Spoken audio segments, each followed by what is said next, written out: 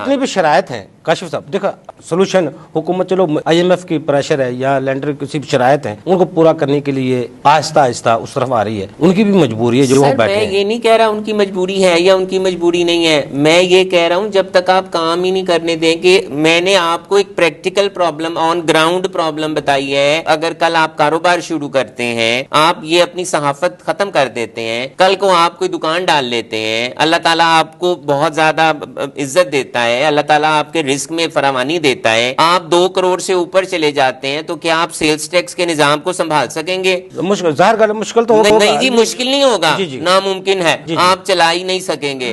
اب یہی مثال ایک لے مین کی ہے کہ آپ ایک لے مین کو یہ کہتے ہیں کہ بھائی تم آ جاؤ سیلز ٹیکس کے قانون کے اندر, تو جب تک اس کی ٹیم نہیں ہوگی, 3 4 5 لوگ نہیں ہوں گے, وہ سیلز ٹیکس کا نہیں چلا سکتا. حتیٰ کہ اس وقت رجسٹرڈ پرسنز بھی ہیں, ان کے وکیل عاشق علی رانا صاحب نے کہا نا کہ ان کے وکیل ان کی 95% آف دا ریٹرنز ڈالتے ہیں, ان کی سیلز ٹیکس کی جو ریٹرنیں ہیں وہ وکیل ڈالتے ہیں. جو تاجر ہے, جو آپ 70 80 50 لاکھ تاجر کو آپ کہہ رہے ہیں کہ آپ نیٹ کے اندر آئیں, تو میں نے تو آپ کو سولوشن دیا ہے. آپ نے جو اس کو ریسٹرکٹ کر دیا ہے کہ تم سیل اس 2 کروڑ کی پرچیز سے زیادہ مال نہیں خرید سکتے, آپ اس کو چھوڑ دیں, آپ اس کو کہیں تم 100 کروڑ کی سیل کرو. جب وہ مال آپ ڈاکومنٹ کرنا چاہتے ہیں نا, تو ڈاکومنٹ ہوگا, کیونکہ آج تو جو پوزیشن ہے, کوئی مینوفیکچرر کسی ریٹیلر کو کوئی انوائسز مال نہیں دے رہا, کیونکہ وہ کہتا ہے جی میں کس کے نام پہ انوائس کٹواؤں. تو جب آپ سسٹم کو کریکٹ کرنا چاہتے ہیں تو اس کو رستہ دیں. اگر آپ رستہ روک لیں گے تو پھر یہ کیسے ہوگا؟ اس سے جب ریٹیلر اپنے نام پہ انوائس منگوائے گا تو پھر الٹیمیٹلی اب اس کو بینک کھولے گا, ڈاکومنٹ کرے گا, اپنے بینک سے پیسے دے گا, 4% سرکار کو فالتو ملے گا, 0.5% ایڈیشنل ود ہولڈنگ ٹیکس ملے گا. سرکار کیوں نہیں لیتی؟